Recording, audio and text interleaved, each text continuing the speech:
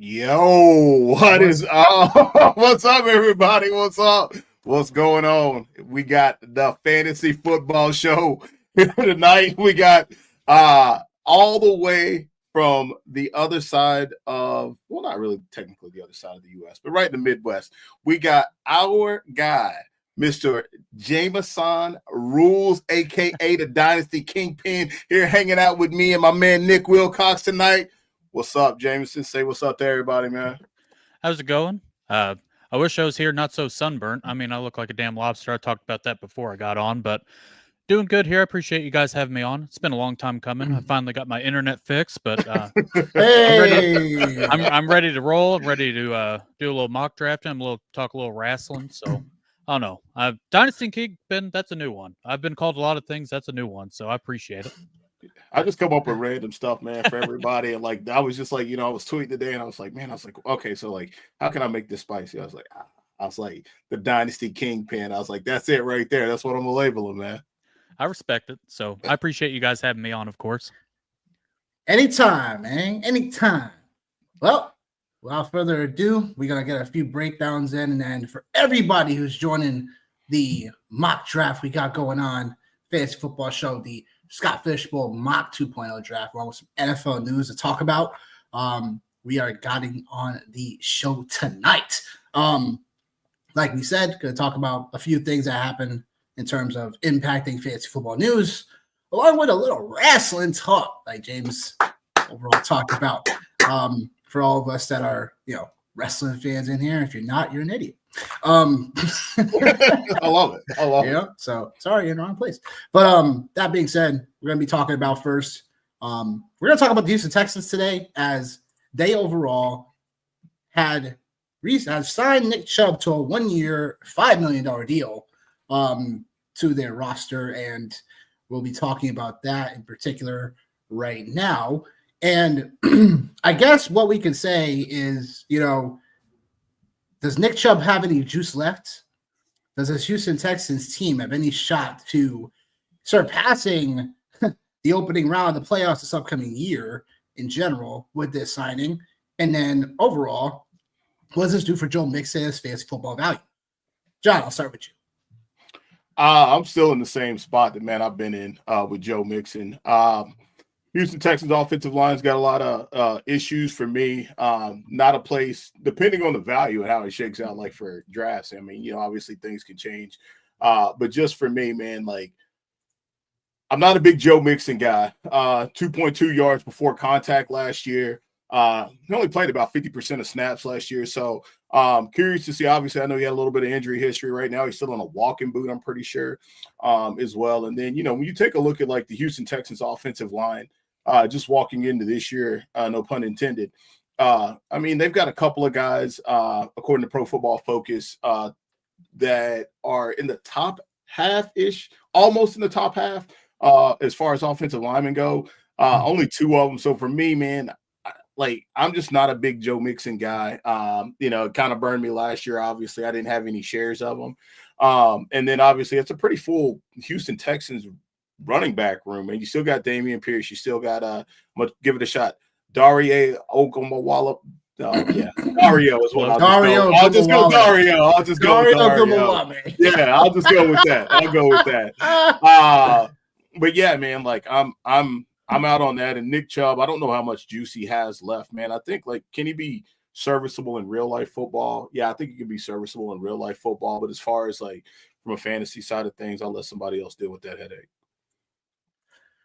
James, what are your thoughts on Mixon's value? What are your thoughts about Nick Chubb potentially having some late value in general? You know, Nick Chubb in general, he didn't finish off so bad. It seemed like he was kind of finally, finding his footing a little bit in terms of being a useful player down the stretch. I know his overall numbers don't speak to that, but at least him having over 100 carries when we thought like Nick Chubb was really going to be such a dust ball, it's not so bad, and he doesn't have to be a full-time player anymore. What do you think, James?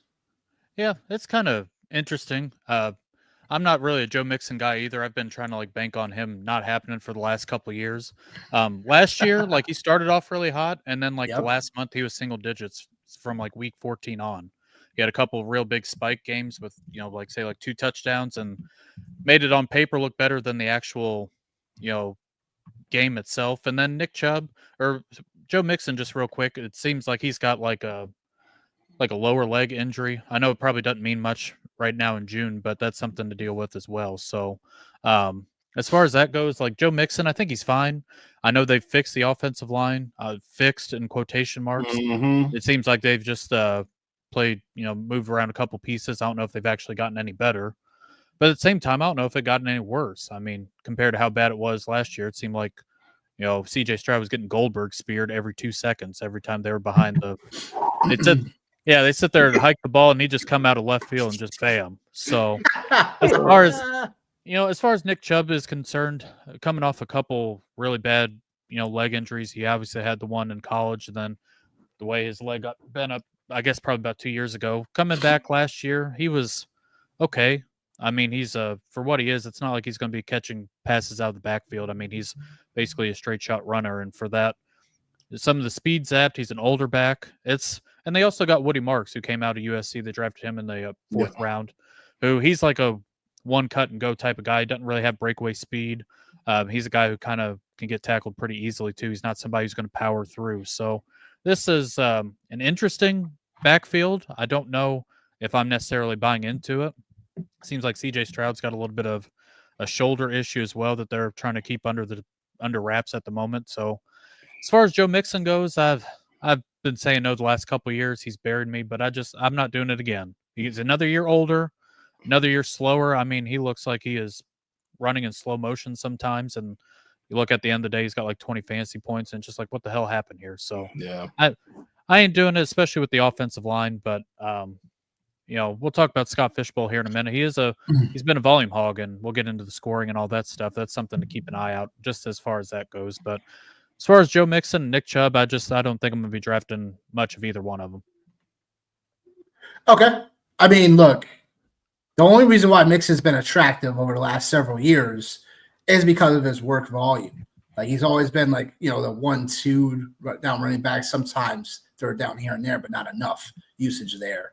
When it comes to Joe Mixon, he has been consistent because the volume has been consistent. He's always been a guy that you can, potentially fill as a low end RB1, very high end RB2 when it comes to volume and metrics and his usage.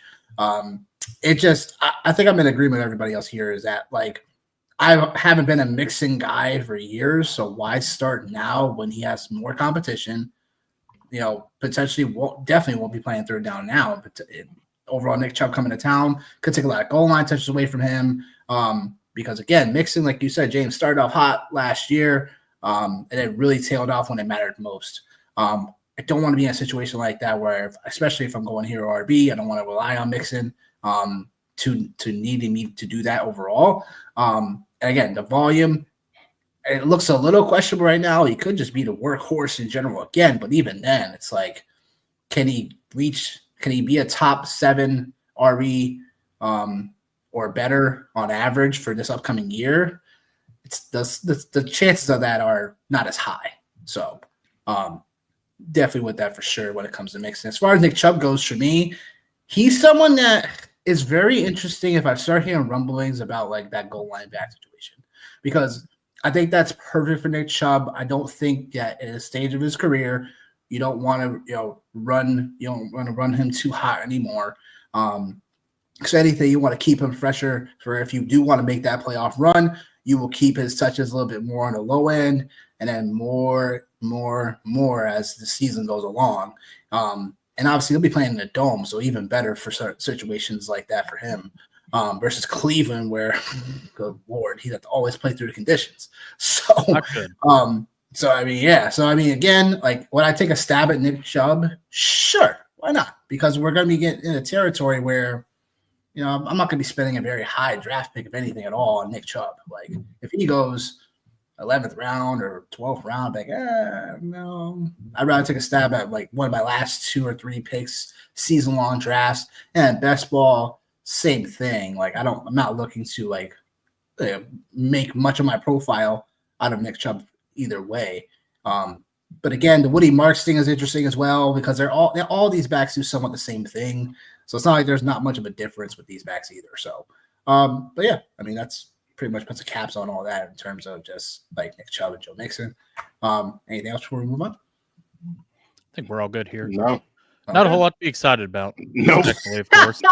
No. In wrestling terms, this is what we refer to as a TV title right here. Is what we refer to it as. There you go. Oh Lord. There you go. Oh my gosh. Okay. Anthony Richardson, shoulder impact injury. Obviously seeing the news about Anthony Richardson and his shoulder, not fun. He's already had so many different dings throughout his career already. This shoulder injury literally impacted his rookie year when he went out with this type of injury. So now him dealing with this again is very concerning.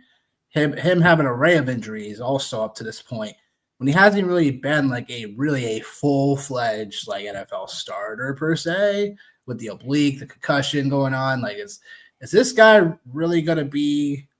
We talk about flame outs, say in the NFL. Like, I question now if Anthony Richardson's even gonna be, a quarterback that's startable in the next 3 years. You know what I'm saying? Because of just how bad he's getting beaten up, how his frame is still not as strengthened, and these type of things, especially him as a thrower as well. So again, him talking about him and then talking about Daniel Jones, right? Because Daniel Jones is going to get a little bit more factored in terms of snaps and in terms of him being QB1 per se. Dare I say he opens up as a starter when the season starts? Who knows? But again, Indianapolis in general, like, has been something I've been wanting to watch, because it does make some big fantasy football implications in general. James, let's start with you on this time around. What do you think this injury in terms of Anthony Richardson, how does it impact himself for fantasy value, the Colts in general, the playmakers on this roster, and the team in general? Well, I was big on Anthony Richardson last year and got burned pretty bad. So if anybody knows anything about it, it's unfortunately me. But I think, honestly, this is just kind of the end of the road for Anthony Richardson for a couple reasons. I think before this injury, I think there was a real good chance that Daniel Jones was starting to begin with, just because of the consistency that the Colts talked about. Anthony Richardson had problems last year, but the main thing is he just hasn't been healthy. He's already hurt his throwing shoulder again. And this is a guy who, if you're going to take a chance on him, let's say the Colts release him and another team takes a chance on him, you have to build an offense around him. It's kind of like Trey Lance. It's not just a guy who could be plugged in. He's shown that he's not reliable. This Colts offense is just constant 3 and outs with him on the field. And last year, he only had 3 top 12 finishes. And the times that he wasn't doing the boom thing, like, his floor was pretty bad for a rushing quarterback. He was like single digits multiple times. So it's not like a lot of these rushing quarterbacks, like, even if they don't throw a ton, it's like a safe rushing floor. I mean, Anthony Richardson's floor was, just very low. So I just think this is something for Anthony Richardson. I have a hard time seeing him come back from as far as starting unless Daniel Jones gets hurt. And I just think Daniel Jones will be able to do just enough to keep the offense going better than Anthony Richardson did, just because it's just really hard to was just constant 3-and-outs last year, and it'll be better for the playmakers too if Daniel Jones is starting instead of Anthony Richardson. Man, John? this is you know, to quote one of our friends, it's a battle of shit versus stink right here is what this is. And like, you know, everything you said is like spot on with Anthony Richardson, like his floor. And I actually got burned by him last year too, man. He was my first round Scott Fishbowl pick. And I freaking knew better. I knew better, but like seeing those first couple of games, man, when he was in the league, I knew better. When we were in the Boston draft, actually the year I met you, man, we were in the Boston draft. I was like, man, I can't remember who it was. I think it's somebody from 4x4. I think his name is John. And we were just kind of shooting the shit. And I said, man, you know, even as a UT fan, I said, I never felt like Anthony Richardson ever like scared me. He never scared me on Saturday. I never looked at the Gators and were like, damn, like we got to play against that guy. And like, obviously he started to rise up draft boards and, you know, obviously we know the rest, but yeah, like it's bad for him, man. Like it really is bad. You know, I think he's got like a 61% QB rating from last year, from what I'm seeing here, 4.5 interception percentage rate. It just was bad for him last year, man, in a lot of avenues. He takes some big attempts, man, to throw the ball down the field. Like I will give him that for sure. And versus Daniel Jones taking sacks. So I think it'll be interesting to see, because at the end of the day, man, like this Indianapolis Colts offense, like the skill positions, it's not that bad. Like they're not that bad. It's not a bad situation for him, man. So yeah, I think Daniel Jones obviously gives him the best opportunity to win games for sure. No doubt. I don't know. I mean, I would say Daniel Jones has an interesting case because I think he has better weapons than he did when he was a New York Giants starter. I think the team in general is a little bit more, you know, together. But I will say, like, Anthony Richardson, I don't know if that gives him the best chance to win, honestly. I just haven't seen him put it all together, like, consistently enough to say that with confidence. At least Daniel Jones, I know he could will a team to the playoffs. Like, it's not pretty to watch, but it's not pretty. No. It's not pretty to watch at all. No, not at all. So it just it's tough with Anthony Richardson because I think a lot of the qualities are there. Obviously, the deep ball and, you know, the rushing upside. But I mean, he couldn't hit the ocean if it was 5 yards in front of him. That's how bad his accuracy is. So just tough. And like I said, especially for other teams to take a chance on a guy who can't stay healthy to begin with, can't complete passes. I mean, it just kind of tough there. So we'll see. It's a shame because I feel like I should have known better than to put all my eggs in the basket on Anthony Richardson, but I did last year and I got burned pretty bad. So won't make sometimes that mistake. That happens. Just like Kyler Murray with some people, you know. But oh God, don't talk about him either. Man. Oh yeah. Oh yeah. I got PTSD. Yeah. I'm starting to get triggered right now. Sorry. No, never again. Never again. Yeah, never again. It just is what it is. I mean, I think Daniel Jones would be a little bit more interesting to watch first 4, 5, 6 games of the season. Anthony Richardson, but you know, Anthony Richardson should get a long leash in general because, you know, he is, you know, so-called younger and somewhat the future, so to speak. But it all depends on how that shoulder is, because I don't know. Like, it's just, he's definitely looking, you know, a bit rough, and it's only early June. So I'm gonna quote Rabbit from 8 Mile. You ain't the future of shit. Hey, yo. You ain't the future of shit. OMG, yo. So, folks, we got the Scott Fishbowl mock draft upcoming. We appreciate all of you guys for helping making this an awesome show and awesome draft. We'll do a few more of these as some people are already going to be doing some Scott Fishbowl drafts already across the country. But yeah, look, I mean, we're doing this so that way we can all sharpen each other, and, you know, look, hopefully one of us that's doing all this wins it all, like, you know. But that's here or there. The other topic we're talking about is Money in the Bank, the WWE wrestling talk. We're talking about right now, and for all that haven't watched it, sorry, spoiler alert, we're going to be talking about it right now. Look away. So, honorary guest tonight, James, kick us off on how you feel. How did you feel Money in the Bank went? Give us your thoughts overall how wrestling has been actually, since WrestleMania and Come on. all that. Do we seriously have an auto? Yeah, we Oh, do. did. Lord, yo. Come back around. They'll be all right. Yeah. I hope. Right. Hope. Right. That's the same guy talking about he needs to put the baby to bed. So Was it? wrestling so far ever since WrestleMania, it seems like it's kind of cooled off a little bit, which is expected after they build all that. Even though the main event of WrestleMania sucked, but Money in the Bank, I thought Money in the Bank was all right as far as things go. I thought the women's Money in the Bank match was pretty good. Naomi winning, kind of interesting. I think her character has been one of the better ones the last couple months compared to just the neon glow. She's got some attitude, she's got some fire to her. I think her against Jade Cargill down the road would be a lot of fun. And then the men's one, I thought it was to be expected, but I think Seth Rollins was the right winner there. And I think hopefully that leads to CM Punk at WrestleMania. We can get the John Cena stuff out of the way because the John Cena heel turn has been, I'll just say it, a disaster as far as it's just been not what I expected. A lot of it doesn't make any sense. You have The Rock, who, he's number one on my list right now as I give him the middle finger underneath the table, be professional here. But I just, I don't know, man. I thought Money in the Bank was all right. The main event, I thought Logan Paul did the best out of the rest of the guys, but it just seems like it's cooling off a little bit. Yeah. Yeah. No, like I agree. Like I was curious to see like where The Rock was gonna fit into all of this, but it looks like he's not. That's what it looks like. Can we fix that? Can we fix that? Yeah. All right, cool. It's easy to fix. Yeah, all right, cool. Yeah, like The Rock, I was waiting for him like at WrestleMania and nothing really popped. And that was kind of disappointing. For nothing to happen there, like on that end. And then like Jacob Fatu, I think that's a pretty dope storyline, like where that's going. Like you can obviously see the writing on the wall with that. But what about R-Truth, man? Like R-Truth showing up.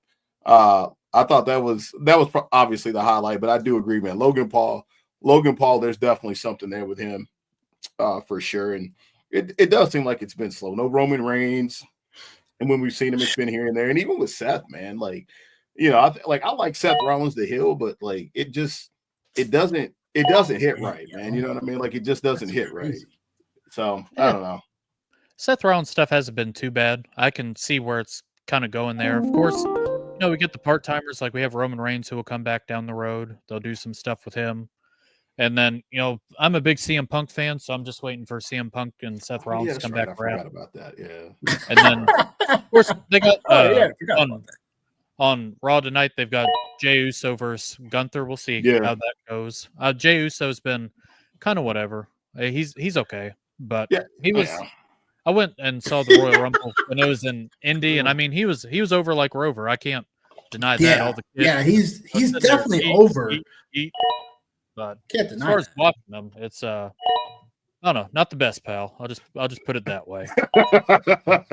You would think he would bring more to the table, man, for sure. You definitely would think that. Man, yeah, and then after that, man, we're after we get done with the draft too, for everybody that's watching or whatever, we'll put it out in the sleeper chat too. We're actually gonna grade everybody's draft, man. And just be like, hey, whose team do we like more so than our own, obviously. So that should be a fun exercise. Man, I've gone through a couple of these mock drafts, and every single one is just totally different, totally off the wall, different. So if you're drafting your real Scott Fishbowl draft, whether it's in person or online, obviously try to prepare for it. But when it goes a little haywire, don't get too freaked out. Don't panic. Don't panic. Yeah. Don't panic at all. Oh my God. Don't panic at all. I drafted I've been in Cincinnati the last 2 years for the live draft, and I'll show up and I've sit there, prepare, do my homework, and I sit down to draft, and it's just the most oddball stuff ever. And I just try not to freak out too bad. So oh my God, dude, man, my first year, but I met this guy down here, Mr. Nick here. We're in two different divisions, man, and I think I was picking like at 1-8. So, dude, I take Justin Herbert, and then I take JT on the comeback. Of course, that's the year JT decides to hold out and everything else. Yep. Herbert freaking tears finger off the bone. And then last year, man, obviously Anthony Richardson. So the moral of the story for me for going into this year, do not draft any Colts. That's the moral of the story. That's what I get. So, are you actually picking in 12 in Cincinnati? Yep. So nice. I thought I'd replicate it a little bit. It's some mock drafts I've seen the quarterbacks go real early. Both tight ends go in the middle. That's kind of expected. And then everything else is just kind of the big thing is Travis Hunter, however you feel about the defensive scoring about it. And I haven't really seen him go too far. I saw Rashid Shaheed last year when a lot of people were drafting him because of the punt return stuff real high. But I haven't seen too much with Travis Hunter too high yet. Yeah. The last draft he did, he went like 4th round. Yeah, about 4th or 5th. Yeah. So, yeah. Dang, man. Jeez. Getting sniped out here. Yeah, you are. Yeah. Minute I start getting sniped, I'll be dropping F-bombs and I'll have to escort myself off the stream. And no, it's all right. No, it's just I'll put a parental advisory explicit up here for it, man, because you never know. It's me. I never know what's gonna come up. Nick is pretty good about it. Like I just go on these like rants and tangents sometimes, and it just starts flying, man. You know, like pipe bombs out here, baby. Like your boy, right? You know? So, I'm not going to get you guys kicked off YouTube and Twitter tonight. I'm going to behave, but come on. You do that. You do that in front of a. Hey, if you don't get kicked off YouTube, you're not doing it right then, right? Well, I get to leave, and you guys are the ones fighting to try to get get your page back. So we'll see. I like it. They're going early. I love it. Yeah, man, I'm trying something a little bit different tonight. I've been taking Bijan at 1 in most of the drafts, but I figured I'd try something. I honestly think you made. I mean, look, I think you already made the right choice with Allen Hurts already. Like, you know what I'm saying? That's a great stack already, just to start off. But like the problem for me is that I just like to stack in general, and I don't like it when I do this here because I don't have a lot of stacking options because. Obviously, stacking is overrated sometimes in a format like this. The only reason why I say that is because correlation-wise, you're most likely when it comes down to the playoff formats, people are going to already have your stacks anyway. The best thing you want to do is get a stack that's very contrarian. So, for example, if you have like an example, like you have Hurts. You do like a very contrarian stack later on, like later in the draft, like trying to see who will be the third receiver for the Eagles. Like, excuse me, something very contrarian because everyone could probably aim for Hurts and AJ Brown. Like that's something. Man, I don't like doing this, man. This is like putting me in like a really awkward spot here. And I don't like it. Well, I helped contribute to that. Nah, that's all me. That's all me. Oh, 10 seconds. Oh man, yeah, James Cook. Man, which I don't even like James Cook, man. Like if I had my pick, my guy's Ray Davis, man. I'd mess with him. Man, James Cook. All right. It could always be worse. What? It could always be worse. Yeah. Oh, of course. I mean, like you said, don't panic. No, like this just lets me know that I will not be going quarterback early in my draft. Because you already don't feel like your roster construction is good. Yeah, I don't like it. I don't like it. I don't like it because there's definitely and like this is probably like being a freak got the same strategy right now. Probably like a glorious idea. I love it, yo. Me and Joe got the same strategy. No, man. Y'all strategy it out, man. Y'all strategy it out. That's hilarious. Wow. It's the earliest I've seen Bo Nix go into mock. Yeah. Well, I just clicked the star on him. What in the world? Yeah, but I think like in my mind, man, I feel like he should be a guy that moves up, man. I don't know what else to. That's the other thing too, like on these mocks, man. It's kind of hard to like navigate and gauge. Not the quarterbacks, man. Like it's hard to see. Yeah, you never know.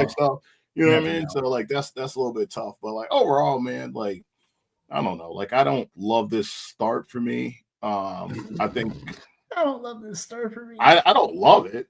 I don't. I mean, Yeah, I just don't. I don't. Interesting. I'm definitely. The other thing, like we had kicked around too, like in our 101 chat, was Brock Bowers at one, just to see like what that looked like. And I don't know if I can take a swing that big, man. I don't know if I can do that either. Yeah. I don't know. I don't think it's terrible. It's not, but like I said, I just don't know if I could take a swing that big, man. Like that's a huge risk. That's yeah. a big swing. And like I said, One. I've struck out the last 2 years, which is hence is why I'm at number one. I'm like, you know what? Man, I'm going to strike out this year. I'm just going to take the best player on the board. And if I fail, so is 90% of the rest of the world. So, right. The thing about I think a lot of the scoring is obviously it's volume heavy. yeah. And the thing is, I think a lot of people see players go off the board like the 2 tight ends, and then they feel like, oh, I got to get, George Kittle. Everything's going to dry up. Yeah. I think instead of thinking that way, if Bowers and McBride are off the board instead of chasing for Kittle, just lay off and just go elsewhere. You don't have to get a tight end just because the other one's following. Is what it is. Right, and that's kind of the same way like I feel about quarterback, man. It's because I think like I did a draft last night, and I ended up with Caleb Williams and DJ Moore on a stack, and Cam Ward and Calvin Ridley on a stack, and taking Bijan, had Bijan in London. So like I just like the way that it goes, because I think there's still a lot of quarterbacks out there, and we all know, man, we've been doing this long enough to know that there's a quarterback in that mid pack that's gonna pop, whether it's Jordan Love, whether it is Caleb Williams, like I don't want to, say this to you guys, whether it's Kyler Murray, and he finds this.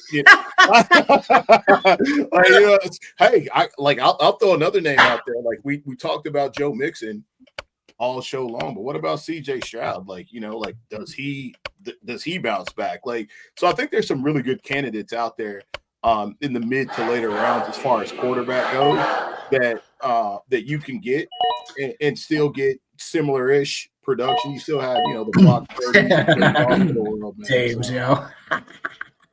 Yeah. How you feel about that double stack? I like what he's got going on. Hubbard and Connor? I like what he's got going on back there, man. I like, obviously, I love Nico, man, and Bucky Irving. I love him. Chuba Hubbard, friend of the program, and James Conner. James Conner, man, like still consistently one of the most underrated backs in fantasy. Everybody keeps claiming the injury bug for him, which running backs, man, they're gonna miss time. Like I think we all know that, but he's produced, man. He's definitely produced at a very, very high clip, and if you can get, a top tier running back like that, start at round 5, like whether it is Scott Fishbowl or whether it's your standard draft, that's pretty damn good value. And the same thing with Chuba Hubbard, man. So I like what you got going on over there, man. Just trying to pick up volume, and then of course I don't have everything organized over here like the quarterbacks and running backs, so I'm just going through the list and starring stuff and just kind of seeing the rest of the board. Like with this build here, I'm gonna throw some shit at the wall at tight end. Caution to the win. Yeah, so I just I see the tight ends. I know there's some decent ones, but I'm gonna go with the running back and wide receivers, and I'll pick up a quarterback here eventually and go from there. But yeah, I feel all right so far. I don't think there's too many of them that are too wacky. But with Scott Fishbowl, the cool thing is just how flexible your team can be. I mean, very flexible. You can have, especially in this format, man. Yeah, extremely. You can start 2 quarterbacks. I don't think you necessarily have to. You can lean running backs. It'll work. You can draft, 6 wide receivers and still make it work. So it's being flexible in Scott Fishbowl. I think when it comes to your actual draft is the biggest thing. Just, you see how the board falls to you and then kind of work around it. And Dustin picking Higgins at 3.9 is interesting to me. I don't know. Do we like Higgins that much? I took him last night. Actually, I think he fell to me at maybe 312, or maybe I took him at. I think he's going to be one of those players that are going to vary by the room. There's going to be certain players that you have to also. This is what I get from mock is that there's going to be players that, depending on the room you're in, you kind of probably won't know until you're live. Oh yeah, you won't. The changing of opinions on players is going to vary by the room, and that's something that when I went to the semifinals a couple years back with this, this is what I noticed as well. There's I look at one board and I'm like, this guy fell this much. He's like, yeah. It's like, huh. And then another player would like, this guy went that high? It's like, yeah, huh. Interesting. So it's always gonna be a varying opinion based on like how the room is fit to see. There we go. Very interesting. Very interesting. He said, there you go. Wow. Oh my God. Yeah, I'll do it. I'll do it. I think that's a very good value. I had Hunter if he plays defense. I had Hunter queued up. Yeah. I had Hunter queued up. You know what I'm saying? That's what it is. Well, he's there. Yo, what up? What up? What up? T-Mac's going to whoop some ass this year, too. I like that pick. He is, man. He is. And, like, that's cool. That's one of the things that's always, like, super crazy. Like, especially it's been that way at wide receiver over the last couple of years where it's like you see somebody in college, they're out there just beasting on folks. Here we go. What? Here we go. What do you mean? What do you mean? I don't know, man. Here we go. I'm just saying, man. I'm just so conflicted about McMillan, Like, I think he could do it. I just don't think it's this year. If it's this year, okay. I just don't see it. The hype he's getting is somewhat valid, but it's just one of those things. We always get enamored with 6'5" receivers, and there's only some of them that actually go out there and actually go kill it. You know what I'm saying? Like, all I'm gonna say is this right here: top 10 pick and everything, man. Pressure. Everybody was shitting on Jamar Chase when he showed up on the scene. No, that's a totally different story. That's a totally different page. The only reason why how is that a totally different page if people are shitting on people were shitting on Jamar Chase? I don't know why they were. I was in the camp of I was trying to grab as much of him as I could because he played with his college quarterback and the chemistry is just that easy. But that's either here or there. What I was going to say really is just like, I don't know. I think McMillan is just a very interesting case, but call me crazy. I mean, I'm here for it. I'm here for it. He's going to get work. And I think Jameson, friend of the program. And I think you seen last year, Bryce Young, and I will continue to keep talking about it, man. Last year when Bryce Young finished the season, adjusted completion percentage, he was one of the league leaders in that space. And if he continues the progression that he had towards the end of last year, you'll see. If that continues, man. So I don't know. I'm more of the camp that, like, I think if you can get T-Mac as a 2 or a 3, depending on how you build your roster, I'm here for it. Especially if you can get him as a 3, I'm absolutely here for that right there, like no doubt. I think the cool thing about the Panthers is drafting Ted McMillan. It kind of resets the offense and puts Xavier Leggett back to his natural position because he was playing X last year, and by the end of the year, I mean, he was just not good. I mean, he's at the end of the year. I'm just going to say it. And I love Big XL, but you get, Adam Thielen and then Jalen Coker for all the Coke heads out there. They'll be playing out of the slot. Yeah, Coke boys, baby. Man. And then they brought in Hunter Renfrow. We'll see. He took a year off because he was sick. So if he comes back, that was a very smart signing by them. Well, it'll be interesting to see how that turns out for sure. Yeah, and especially like towards the end of the year. I mean, Bryce Young was really pushing the ball downfield, a lot of play action. That's where Ted McMillan really excels at. So, and then you get Xavier Leggett who can put him in space and, kind of hit the turbo button, have him, just a big dude that's really fast, kind of like DK Metcalf in a way.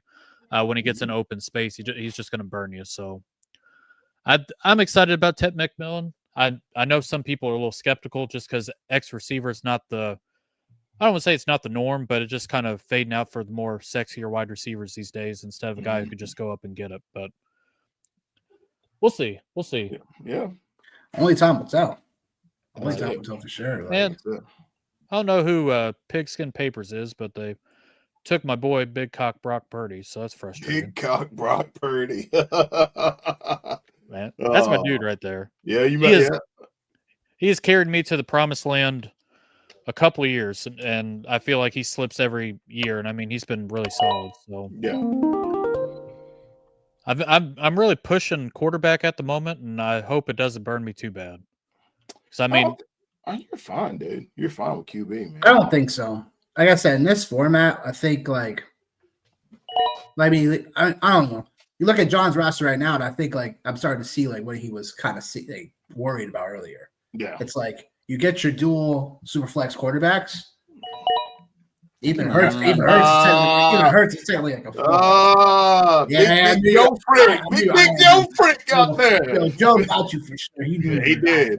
He did. I had him queued up. I had him queued up. John ain't got no running backs. I don't. So that's where it's like this literally seems to be another Scott Fishbowl theme here too. Me leaving Scott Fishbowl drafts with no running back. So might as well keep the theme. Might as well keep the theme going. I guess that's something you have to keep in mind of, sure, like when it comes to that, because James Cook, the hero RB right now. For yeah, I know. That's not what I wanted, man. That is. You want to trade? I mean, can't do that. That's not what I wanted, man. Yeah. So I you went with Ridley, huh? Again, huh? Yeah, man. I'm here for Calvin Ridley, man. I started watching some film on him just last night, just all of his targets from last year. I just started watching film, and like a lot of it was just really shitty quarterback play. Like it doesn't get much more blunt than that. It was just really shitty quarterback play, and I think Cam Ward, even if he's your typical rookie and makes, and he's going to make mistakes and throw picks and all that stuff, like that's going to happen. But I think like you're just going to get better quarterback play than what you got last year from Will Mayonnaise Levis, you know what I mean? Like that and Mason Rudolph, like it's going to happen. So I'm here for the Calvin Ridley shenanigans, man. What do you think about him, James? Mayo Boy was just the absolute drizzling shits, and I think that's me putting it that is nice as I can. So Titans have rebuilt the offensive line. Very colorful language.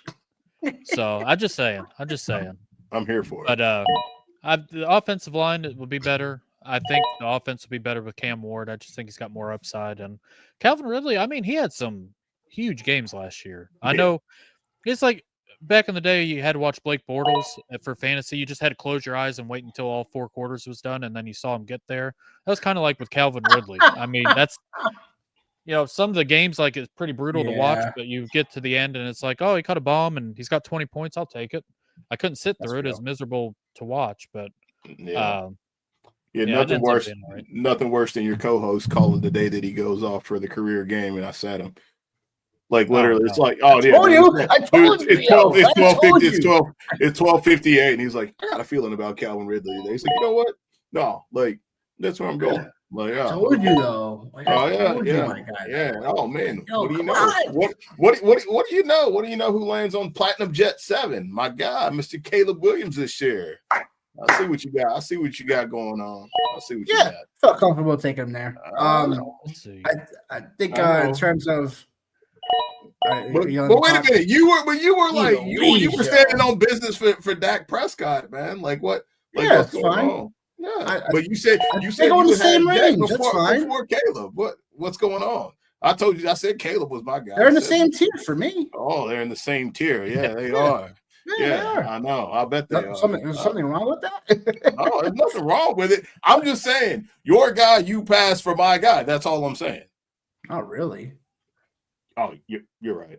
I didn't think Dak was gonna go that right there, but no, that's fair. That's fair. I got a little scared. I didn't think it was gonna but that's why I took a quarterback, because I was like, I knew on the back end, like, QB was gonna get taken. So I was hoping that for Buster took a second QB already.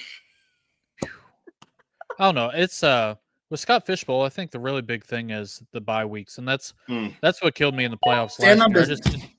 I just didn't have enough horses to show up to the race with by the end of it. I got to the second round. All of my guys, like week 14, everybody's on a bye. I mean, I was calling people from the high school hoping they'd show up with my fantasy team. Like, you know what I mean? And I just I was starting Jermaine Burton the week after he got caught in the casino. That's how that's bad. Yeah. So that's Lord. Danny DeVito and Jermaine Burton. That's just brutal. Yeah. My quarterbacks were who's got the best Jaden team Daniels so and Bo Nix. Oof. Best team so far. Best team so far. Other than who we think there's our own. Man.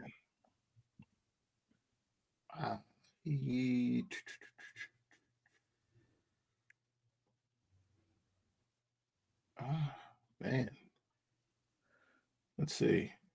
I don't know, man. This is It's like a little bit of everything. Yeah, it's a pretty even draft, man. And I think that's like, again, that's the thing that's like really gonna make this crazy is like the non-roster requirements, man. Like I said, I'm not saying this because you're on the show team, but I do like what you have going on, man.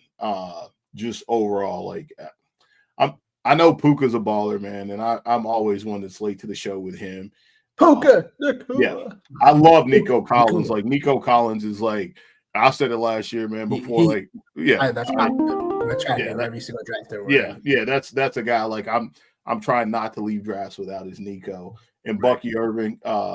Same thing, man. Bucky Irving, man, got me to the playoffs in my home league, man. So I like your team. Outside of you, I like what Dustin's got going on, man. I like the combination of he's got a stack with McLaurin and Jaden Daniels. He got Saquon, got T. Obviously got my boy DK Metcalf.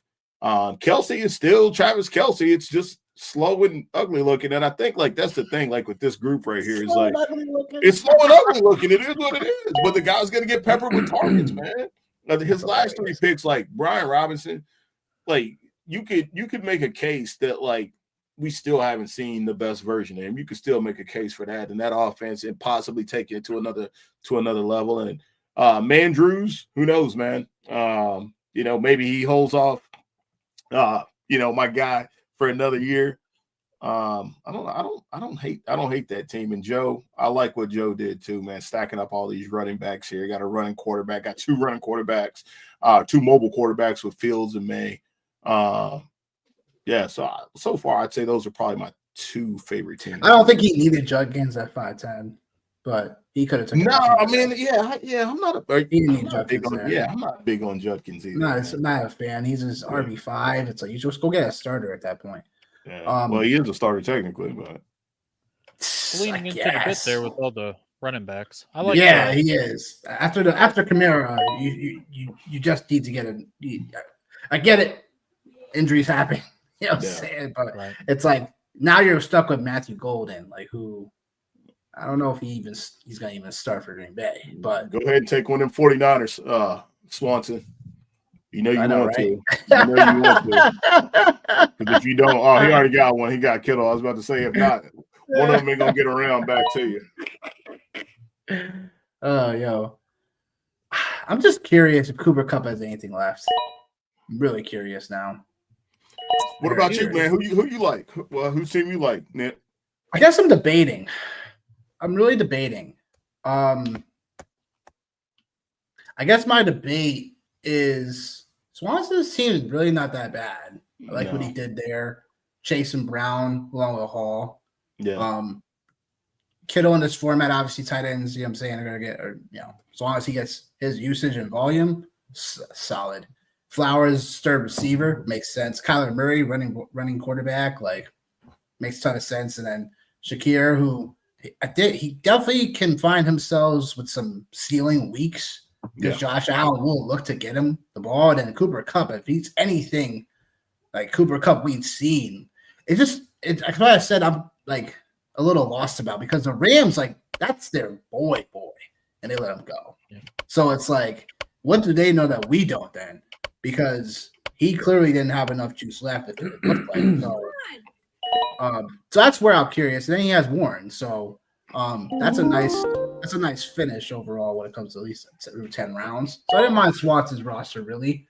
The other one, I'm just really curious what Gridiron has been doing because as far as like his team, like, you know what I'm saying, like he has Brown and Montgomery, but then it's like everything else, it's like it's like middle of the pack. I actually like the fact that he has, like, I did it. The draft I did the other night, that's actually what I did. Was actually I took Jefferson at 1, and then London got back to me That's crazy. And then yeah, that was crazy. That's and then wild. T Higgins. That's what it was. It was Jefferson, London, and T Higgins got back to me in the third. So I actually like that setup that he's got there. And then obviously the stack with. I'm a sucker for a stack. So Bo Nix and Cortland Sutton, like I dig that right there, man. I can't help it. I can't help it. Man, That's pretty good last year. This John Hampton's Lamar team, I think that's pretty sexy. You get Lamar, you get Christian McCaffrey, who I'm in on this year. Lad McConkey, who ends up just getting a lot of receptions, and that's pretty big in this league. Joe Mixon, he's good for what he is. I'm going to leave it at that. And then Rashee Rice, I think, is a really big bargain here in the 5th round. So, and DeAndre Swift, I've never been a Swift guy, but they didn't draft any other running backs and should be a good offense. So, I don't know. This team looks pretty solid to me over here too. And JJ McCarthy, I like him. Yeah, I love me some KOC, man. I love me some KOC. I actually had COK tonight, corn on the cob for dinner before. Oh man, that's awesome. Yeah, and actually, and just to go backwards 1 second here, you were talking about Cooper Kupp. You told me about Calvin Ridley, and I told you that Cooper Kupp died 3 weeks before he actually died. I told you that. I said this. Yeah, he's fine. I think that's the thing. Is like if that's the version that the Seahawks are getting. If I know that's the biggest if though. Wolf. Biggest if. Wolf. All right, let's see here. How am I going to end this here? Yeah, because see, like now, James, man, if you look, you still even got obviously there's still some more picks left, man, but you still have Trevor Lawrence is still on the board, man, at quarterback, which you could do. Yeah.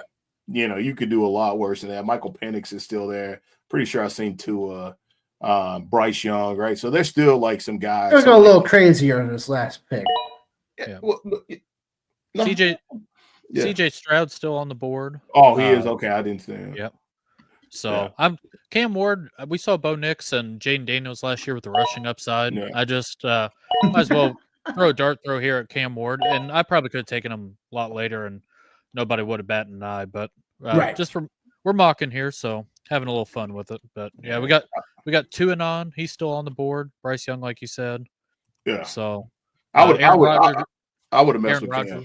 Yeah, like if you want to draft a criminal, he's still on the board. My quarterback. It's a lot of criminals on this board, isn't it? I'm praying for you. You got to deal with him for a year. Swanson said Warren Rosado. He said he would have gone Stevenson or Kincaid. Stevenson, I think, is a pretty good value too, man. He's a guy that's like, still just hanging out. You know what I mean? Just hanging around. I can't with Dustin, yeah. What did he say? His last pick. Oh my God, he's ridiculous, man. He's ridiculous. Shout out Dustin. That's hilarious. It's hilarious, yo. Oh yeah. Man, yeah. There's still. Might as well just go ahead and scratch my itch here. Call it good to wrap it up. Scratch my itch, he said. Yeah, man. Yo, Joe has 7 running backs. And you know what?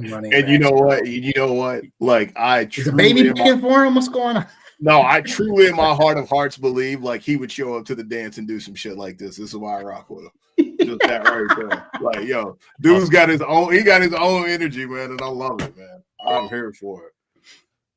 But I guess the strategy ain't wrong because from an ad drop perspective, it's easier to probably see what kind of usage a receiver could potentially get later on in the year versus a running back. Because but you think about it though, right? Like all of these, like his top 4 guys, Bijan Robinson, man, what did I just do with that? I think he had like he had something crazy, like a 70-something% snap share last year. It was wild. And like Josh Jacobs, like I think we all know like what he is and like what he does. So like you have him, you have Kyron Williams. I think he had like a 81 snap percentage last year, something crazy like that. So like he's got a lot of guys. Like Bijan had a 75% snap share, and Josh Jacobs had a 62% snap share. Kamara, obviously, we know he's going to be featured everywhere, and Kyron had the biggest snap share, 81%. So like he truly bought in on that. So like overall, like it makes sense what he's doing. So I'm here for it, Joe. I see you, man. I see you, bro. All right, let me go ahead and get my man Patty. We'll call it Disgraceful. good. What? Oh man. Fire move. Good Lord. I don't have any, man. I don't have any Steelers. You know I got to leave a draft with one, man. What happens if Jonnu Smith gets traded and takes Pat's spot? Oh, don't worry. Listen, we'll be running Wildcat offense, man. Don't worry about it with the tight ends. It's all good. It's all good, man. Yeah. Aaron Rodgers and Mason Rudolph running the Wildcat offense. Can't wait. Arthur Smith yes. Yeah, man. And his porn stash just rocking it. Oh, God. No way. Man. But listen, don't get me going, man, because I'll get in my bag real quick and start reminiscing about the Tennessee Titans and the run game and what he was able to do and how A.J. Brown could be DK Metcalf and Aaron Rodgers. It's just please don't make me do it, man. I don't want to do it. I don't want to do it. Think the King Henry gonna pop up for 2K yards? Man, I don't know. Hard to do with Lamar in the backfield. He's going to take up a lot. I mean, that's rough. Well, and like the other thing too, man. Like Henry, like I was surprised to see this. Derrick Henry last year only played on 57% of snaps last year. Yeah. And that is like, and he still had 325 carries. Right. But like, right. So that's crazy that he played 57% of snaps, 325 carries, and did all of that. So like, obviously, like, what is his age? Like 31, I think he's 31. Yeah. He's just a battering ram though. So it's like, But he's that freak of nature, man, right? Like, there's always the running back that's 30 and 30 years old, and there's always that small percentage of people that like you have to take out of that conversation. And I think he's one of the ones you have to take out of that conversation. He's just an outlier. He's an outlier. Yeah. He's definitely an outlier. Definitely. Yeah. Definitely outlier. Like in terms of older running back, it's like it's Derrick Henry. He's a Terminator. Yeah, man. Yo, man, appreciate everybody, man, coming out tonight too, man. It took us a little bit to get it filled up, man, but we were able to get it filled up. And I think it was a pretty good draft, man. And I think I told you earlier today, Nick, like some of these people, man, some of them are drafted, man, 12 days from now, man. Yeah, that's wild. Yeah. So glad we can help. Glad we can help facilitate. Yeah, I'll be drafting next Sunday, so it's are? Dang, already? It's right around. It's right around the corner. So Next Cincinnati's Sunday. always one of the first ones. But if you even if you're not drafting at a live one, just to go hang out for the day, I'd highly recommend it. If you're close enough to the area, it's always a good time. I don't know if you guys do the live drafts as well, but they've been definitely do live drafts. They've been only way to do it. Yeah, we live, man. They're a lot of fun. Raffles, beer drinking, hooting, hollering, all that good stuff. But no, it's I don't know. Scott Fishbowl has been. I've done it the last couple of years. It's been a blast, and just all about the community too. That's been the big thing. Just all the friends you make along the way. So it's been a good time. Agreed. All right, who had the worst draft? Oh Jesus! Here we go. Yeah, we're gonna end this picking on people. That's the only way. That's the only way. I'll take me. I'll take me. Great political answer. Great it's not political. I hate my team. I'll never draft a quarterback at one again. No. I don't think it's that bad. It's not as terrible. Like I hate it. It's not as terrible. I like the beginning of the gridiron one with Jefferson and London. It's just the back end of it. I'm just looking for players with volume, and like Keon Coleman's been really hit or miss. Jordan Mason would be a lot of fun if Aaron Jones goes down, and then Darnell Mooney's got Drake London, so you probably can't start the both of them each week. And then Debo, older player, seems like he's in shape. He didn't show up to camp fat like he has before. So, and then Jonnu Smith, I think he's one of these tight ends who ends up being like a one-hit wonder. Had a lot for whatever reason. You have Tyreek Hill and Jalen Waddle last year, and they ran the offense through Jonnu Smith. So, like I said, I like the beginning of it. I don't think it's a bad team. I don't want to draft my wide receivers towards the end. If I'm going to go wide receiver heavy, I'm just going to do it at the beginning and then kind of set it and forget it. Kind of like the auto drafter did. Just went balls to the wall with wide receivers and then fell off a cliff there. Oh man, That's funny, yo. Man. No, I think everybody behaved pretty well tonight as far as these teams go. Yeah, I I know think so. there's some different builds, but as far as like out of left field, I don't think He there's said anything everyone too crazy behaved. going out. So it's Monday. It's the Yeah. beginning of the week. Everybody's It's Monday. everybody's kind of slow a little bit and not getting too wild. Yeah. No, I agree, man. I don't know, man. I guess for me, man, I guess my guy, man, one of my guys, I like what he started off with Neighbors and Henry, and then like Tyreek Hill. I'm not subscribing to that this year. Like I think like if you get I'm not subscribing to it, man. I'm not, dude, I'm not, man. Like maybe I miss it. Like not at 2, man. Like I think we talked about that later late in the year last year. Yeah, I'm just like speed is like that's what late in the year last year we talked about Tyreek Hill. Yeah, it's scary hours with him. About that, Ken Walker, I think Ken Walker is the ultimate hit or miss because Ken Walker could end up being, a top 5 running back, or Zach Charbonnet could show up to the party again and lead somebody to another fantasy championship, getting picked in the 12th round. I think Mahomes starts to kind of come back a little bit. Obviously, I think the world knows how I feel about George Pickens.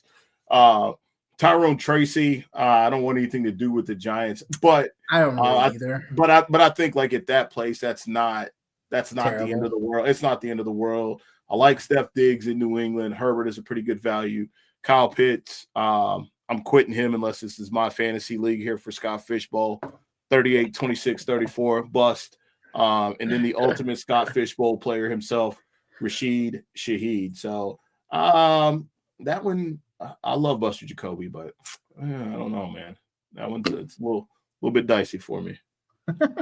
Anything with Kyle Pitts on the team is just hard to look at. And that's no disrespect to the person drafting him. It's no disrespect. No. We've been there and done that, and I just he knows he had listen. This guy had to listen to me every single day talk about Kyle Pitts, so he probably did it for me. Probably had a lot of Kyle Pitts fatigue.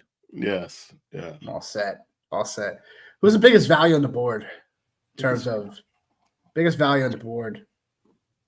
Like in terms of like, wow, this guy went here type of thing. I mean, Travis Hunter in the 6th round. I think a lot of people are going to get pretty.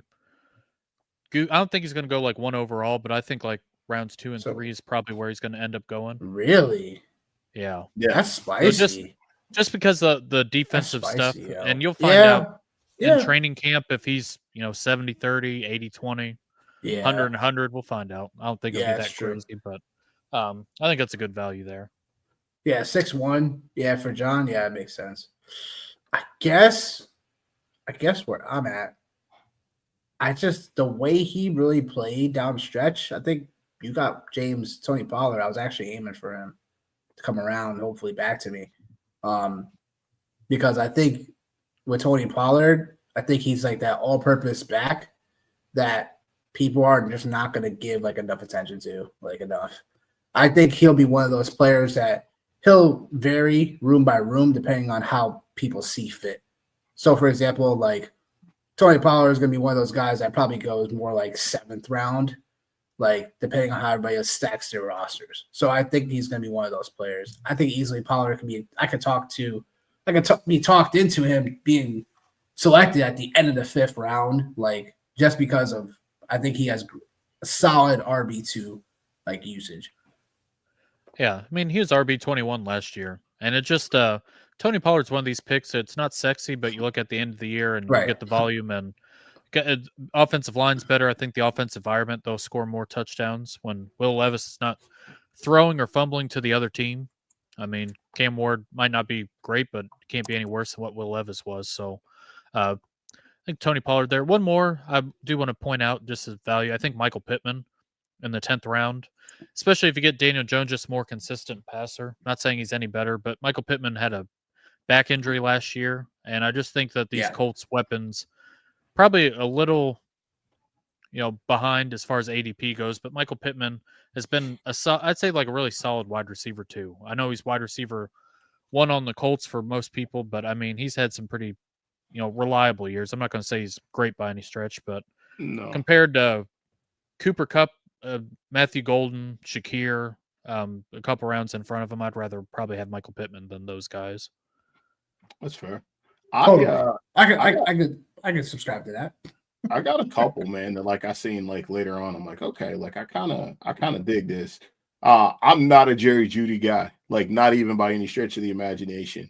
At 9'6", like that's not too shabby for a guy that did what he did last year. I like Jalen Waddle at 7'6", and I do like those two picks in there. There was someone else I had seen that I was like, all right, maybe that was just it. Yeah. But I like those two, like where they're at, man. I think Jalen Waddle is a forgotten man.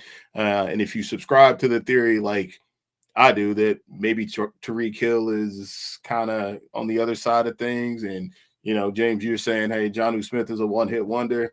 Well, maybe it's time to Penguin, because last year Jalen Waddle was going in the 3rd, 4th round last year. So I think that's a pretty good value when I look at that for sure. So yeah, I'll leave it with that. Who carries the biggest risk in the first 5 rounds? Who carries the most risk? First 5 rounds. Who Carries the most risk? Go ahead. I'll let you go ahead. I'll go probably Kyron Williams. They bring in Jarquez, drafted him, and then Blake Corum's coming back from injury. I think Blake Corum is the, backup to Kyron Williams as far as them being the runners, and then Jarquez got like the passing ability. He's got speed, which these running backs don't have. And I mean, Kyron Williams, like the last couple of years, is just he's gotten so much volume, and I think some of that volume can kind of go away. And if Jarquez Hunter, picks it up a little bit, if they like him, that it adds more speed to the offense.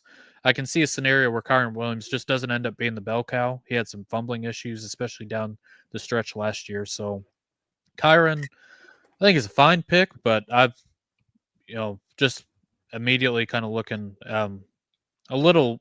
I think he's a little dicier than a lot of people think. Man, I don't like, and I'm not saying this to be like that guy, but like I know Omarion Hampton is really good. I know he is, but like how, like with what the Chargers are gonna do, I just feel like Hampton's price tag is pretty expensive for what it is that they're gonna do, and like starting out price wise. Yeah, he's gonna, like, I have no doubt he's gonna be the man. But Najee Harris is still a solid back, man. And so, like, I don't know. I don't know.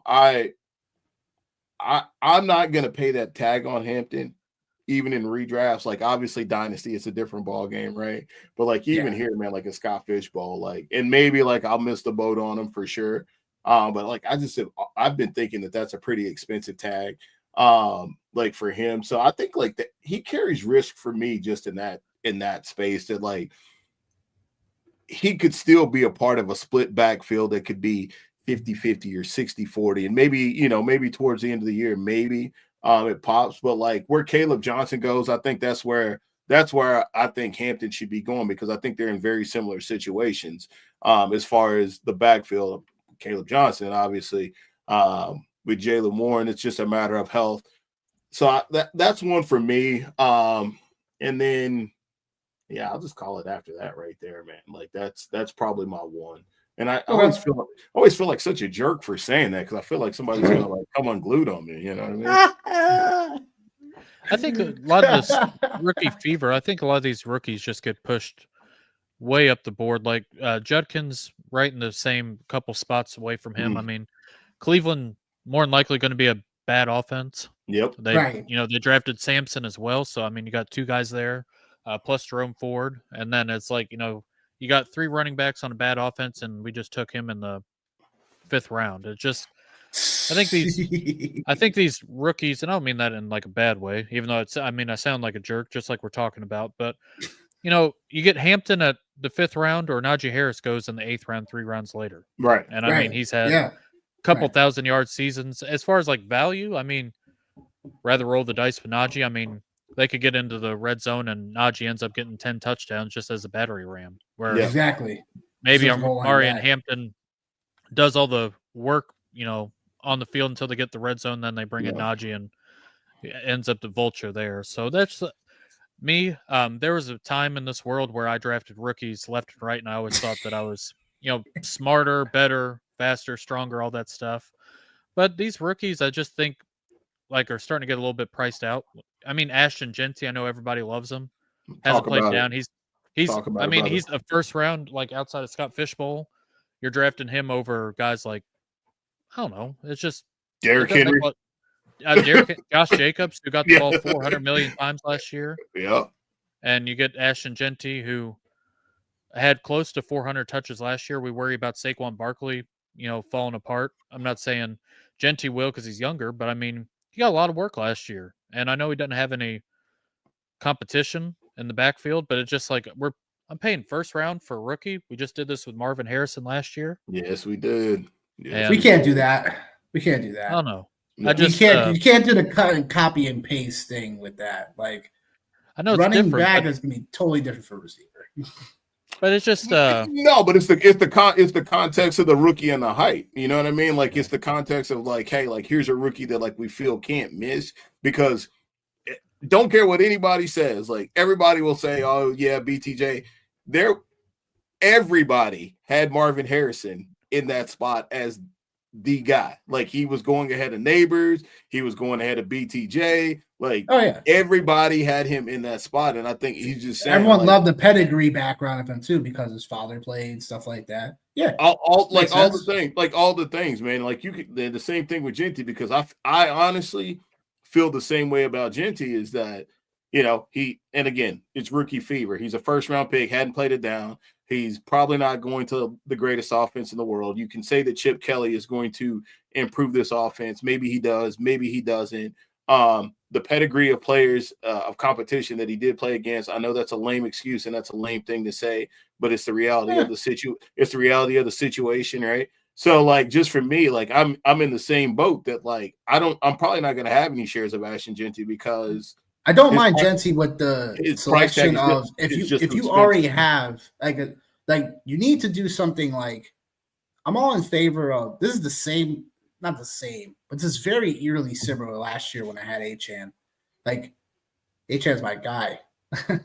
And to take the pressure off my roster, he didn't have to be the RB1 of my team consistently week in and week out. People were so concerned of Achan last year of was he gonna hold up? This, da da da. It's well, for worst case scenario, if he doesn't, he's my RB2, he's not my RB1. So that's where I think there needs to be some with rookies in general. There needs to be some. There's gonna be risk baked in. You have to calculate that risk though. So it's for me, with this roster and currently situation, you have Gibbs, you have Genty, and then you have Taylor. So it's the combination of that outweighs the risk in general for Genty there. Worst case scenario, if Genty is my RB3, that's fine. Yeah, but this is, and again, if you get Genty as your RB2, if we're talking season, that's fine. We're talking season long and Genty as your RB1. You guys have all the points in the world about that. Yeah, that's not very calculated. Yeah, that's all. That's what we're just saying is a lot and a lot of underdog or DraftKings, best ball drafts. Genty is going in the first round, and to your point, with Achan, all right, where he was going, you could find yourself in a situation where it could make sense, right? Very similar Sirius XM listener league. Saquon Barkley, Derrick Henry, Devon Achan. All right, cool. No problem. No problem. No problem, right? No but problem when you run them out there naked, or when you run them out there as the RB1, that's where that's not calculated. That's the problem, man. Not calculated. The other thing about it too is when you're drafting him in the first round, he's basicly got to have the Christian McCaffrey season to pay off, or the Zeke Elliott year that we keep talking about from years ago too. And there's no room to go about it, and Ashton Genty or Jahmyr Gibbs, McCaffrey, Josh Jacobs, James Cook. I mean, Chase Brown, Derrick Henry. Towards the end of the year, these guys who have already done it. I'm not saying Genty can't, but when you pay the first round, I mean, he's got to do that, or else it's considered kind of a, I don't want to say it a bust, but he's not going to pay off what he did. And, him, or say if CD Lamb goes after, I've seen that happen a couple times, not very often, but in a real world, I'd rather have CD Lamb, who's done it every single year, compared to a rookie on a fine offense. But I just, that's the part of this rookie fever that I don't get. Like, Omarion Hampton went at 5'5". James Conner, I know I took him a couple spots earlier, but even afterwards, I mean, David Montgomery, Tony Pollard. Yeah, David Montgomery is a screaming value for what you were talking about. Because like with Hampton or Judkins, you guys talking about him, I'm looking at Montgomery at 6'1", 6'5". If I didn't have Gibbs, I'm like, yeah, definitely. Right. For sure. Or even Swift, we could talk potentially into. Not exactly the biggest Swift guy, but he's someone that he's an all-purpose back. So that's where like that comes into play. He's done consistent work. You know what I'm saying? So same thing with Pollard. It's like, all these guys that we talk about, that range of the 5'5", 5'10", Judkins and Hampton, where Judkins could be splitting backfield, and we're drafting him at the end of the 5th round. Like, yeah. So that's rough. Yeah. Kind of brutal, but that's just kind of, I'm glad we're kind of all on the same page here. I get the Genty hype, but as far as like me drafting him, it's gotta be calculated.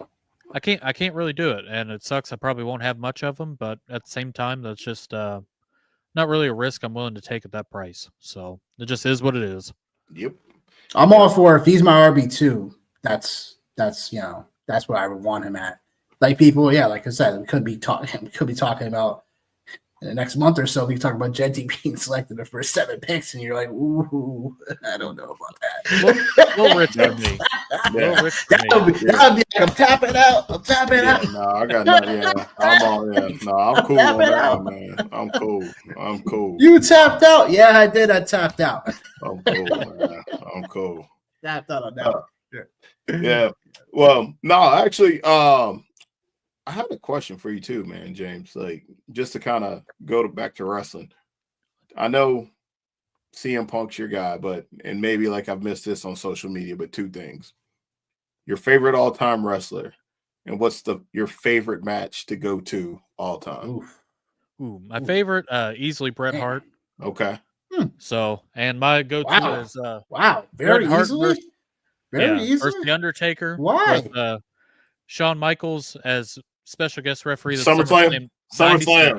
I love it. I was 4 years old, and I don't know. I met Bret Hart at one of the little convention things a couple years ago, and I know they say don't meet your heroes, but man, he was pretty damn cool to me. So I don't care. But he was Bret Hart's always going to be my guy. So he's I don't know.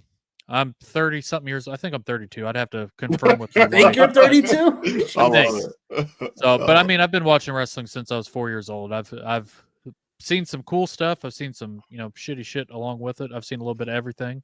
So, but it's Bret Hart's always going to be the guy. But I mean, right now, CM Punk, I've enjoyed him.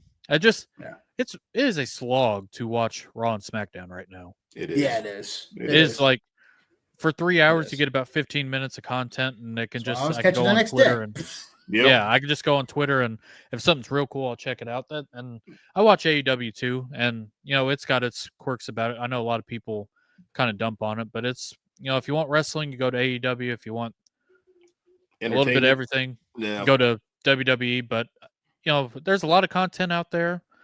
I don't have enough hours in the day. Like I read about NXT, but I can't keep up with it anymore. Like I watch pay-per-views. If something's real cool, I'll check it out. But man, 3 hours and entrances are 20 minutes a piece. You got commercial breaks in the middle of the matches. They got Fireball on the ladders. I mean, they're gonna put sponsorships on the middle of the title. You're gonna have like Blue Chew in the middle of the WWE title by the end of it. Yeah, it's getting ridiculous. Yeah. It's getting so ridiculous. Like when Vince was around, you know what I'm saying? It's like he would never have done what they're doing now in that type of advertising and stuff like that. And I get it. I don't mind if there's like a couple of them on the ring, but it becomes crazy when there's like 10 of them on the ring mat alone. And then, like you said, like customizing a ladder, like for average, it's like, come on, really? Yeah. Really? It's cool and all in a way, but it's also like, it's overkill. Yeah, they were like before the main event of WrestleMania. I think it was ice cream bars or something like that. They were just like slamming it in your face, and it's like we've had the biggest match, John Cena versus Cody Rhodes, and here's the advertisement before, just like smashing all in your face, and it's just like, come on, dog, just let it breathe for a minute. We don't have to do this, Yeah.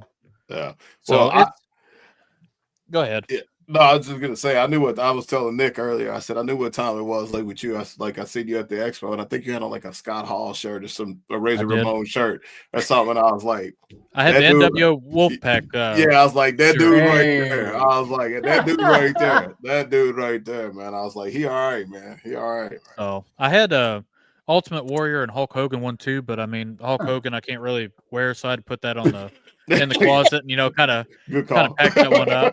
But no, it's yeah. No, I'm wearing a Kurt Hennig at Mr. Perfect. Okay, all right. There you go. Yeah, all right. So, yeah, I dig that. All right, I dig that. Now that's perfect.